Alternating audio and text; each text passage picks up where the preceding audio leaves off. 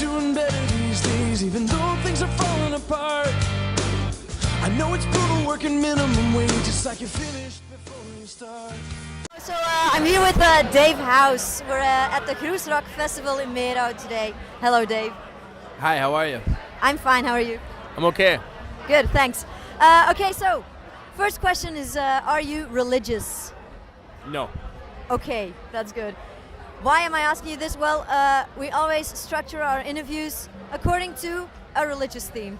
But it doesn't matter if you're religious or not. This time we wanted to do the interview according to the 4 Cardinal Virtues. So, the first Cardinal Virtue is prudence.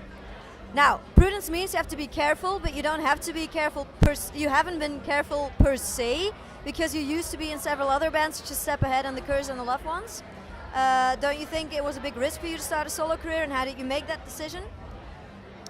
It can be risky. I didn't quite know how to do it at first. I wasn't sure how to perform solo or acoustic, but I think that with anything in life, if you take a risk and it works out, the reward is equally the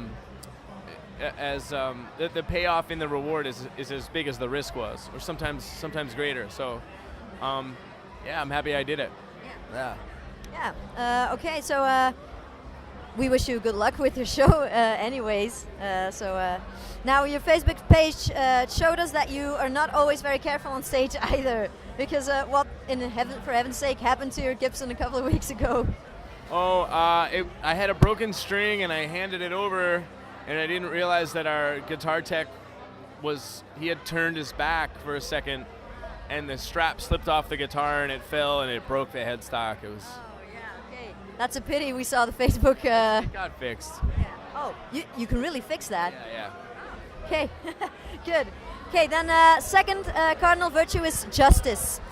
Now we saw that "Pray for Tucson" was your #1 song on Spotify. Do you think that is just, or is there any other song that you think deserves to be on that #1 spot, or a song which you put your heart even more in than other songs? No, I think at the end of the day, whatever people gravitate towards, it's you spend as much time on each song as it takes to get it right, and whatever people gravitate towards, I don't have any, I'm just happy people like it. Yeah, I can imagine that, yeah.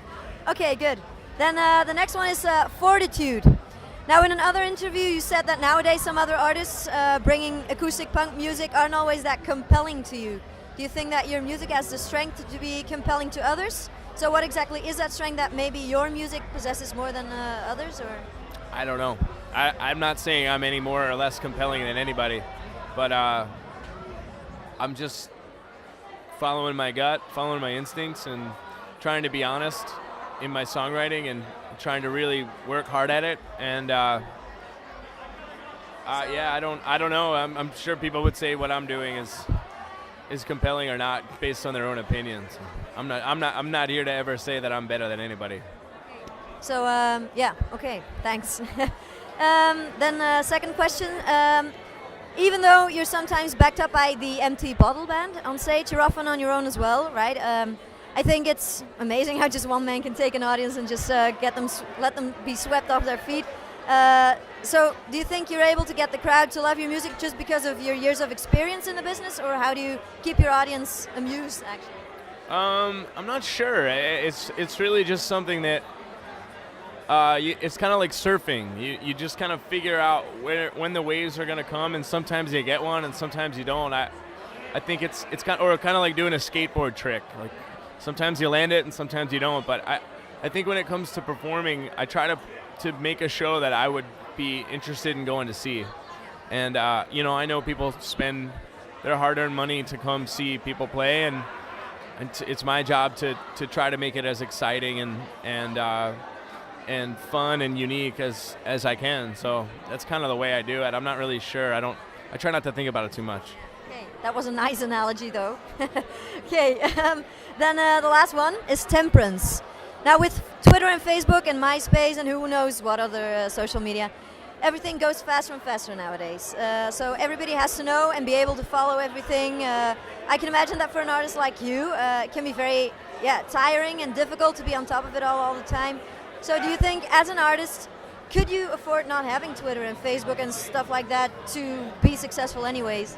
I think it would hurt. I think that you know, it's like any other trend in music, like whether it's the CD or the single or radio or Twitter or whatever it is, like these things come in and out of vogue, and they have different importance depending on the time frame where they're happening in. So right now it's the way people get music and information and politics and all that stuff. So right now it's important for me to have that dialogue. At some point it might not be. I don't know. I guess it just depends on what'll happen. But yeah, it's an interesting time. It's not like it used to be, but that doesn't necessarily mean it's worse. It's just, it is what it is. You just have to know how to use it, probably. I guess so. Yeah, hopefully I'm doing a good job. I don't know. I think you are. We got a lot of it out of it, so very good. Thank you. Thank you, because that's all I had to ask you, Okay, and cool. yeah, very happy that you wanted to do the interview with us. Hey, thanks, and good luck. Thanks for the support. Seems like you're doing better these days, even though things are falling apart. I know it's brutal working minimum wage, it's like you're finished before you start.